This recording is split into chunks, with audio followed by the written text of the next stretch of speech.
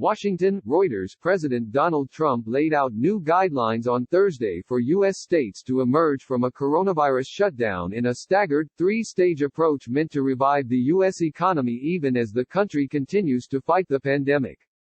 The recommendations call on states to show a downward trajectory of COVID-19 cases or positive tests for the disease over 14 days before proceeding with the plan, which gradually loosens restrictions on businesses that have been shuttered to blunt the spread of the virus. "We are not opening all at once, but one careful step at a time," Trump told reporters at the White House. The president had said earlier this month he wanted to reopen the economy with a big bang. The plan is a set of recommendations for state governors, not orders.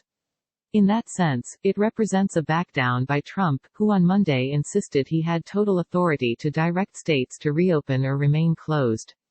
The responsibility for such decisions lies with state, not federal, authorities. With the onus on governors, the plan also gives Trump political cover if not everything goes well. The president, a Republican who is running for re-election in November, has faced criticism for downplaying the seriousness of the virus in the early weeks of the outbreak. The recommendations drew criticism from Ron Klain, who spearheaded the Obama administration's response to Ebola and has advised former Vice President Joe Biden, the presumptive 2020 Democratic presidential nominee. "This isn't a plan. It's barely a PowerPoint," he said on Twitter, noting it did not include provisions to ramp up testing or set a specific standard for levels of the disease before economic opening. Democrats such as House Speaker Nancy Pelosi and Biden said testing was key to opening the country and criticized Trump's presentation for lacking specifics. "I wouldn't call it a plan. I think what he's done, he's kind of punted," Biden said in an interview on CNN. The new guidelines effectively end, at least for some states, the 30-day federal virus mitigation rules that were meant to stay in place through the end of April. States that have met the criteria can move into the first phase of reopening on Friday, Trump said. Some 29 states would be in a position to reopen soon, he said. Before they do that, however, the guidelines suggest hospitals have a robust testing program that includes antibody testing in place for healthcare workers, the guidelines say.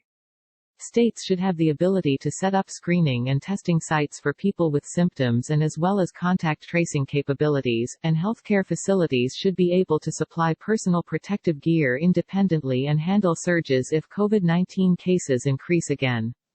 In the first phase of reopening, the guidelines say groups of more than 10 people should be avoided if appropriate distancing measures are not practical.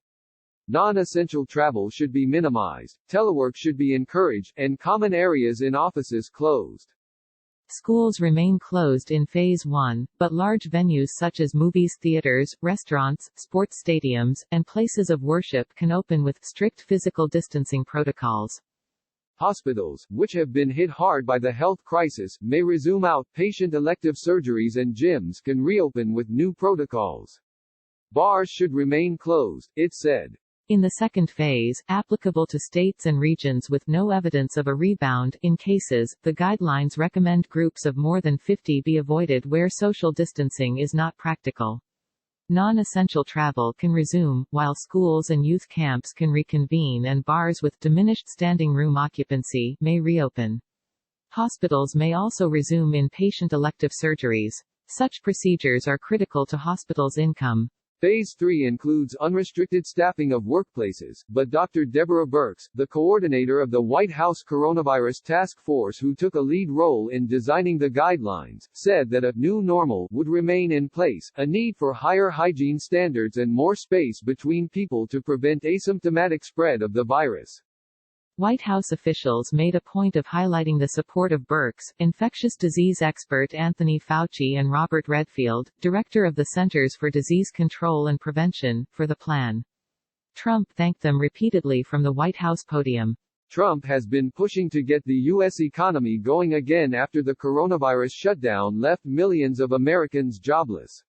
More than 20 million people have filed for unemployment in the U.S. in the past month and over 90% of the country have been under stay-at-home orders. A prolonged lockdown combined with a forced economic depression would inflict an immense and wide-ranging toll on public health, Trump said, adding it could lead to a sharp rise in drug abuse, alcohol abuse, suicide, and heart disease.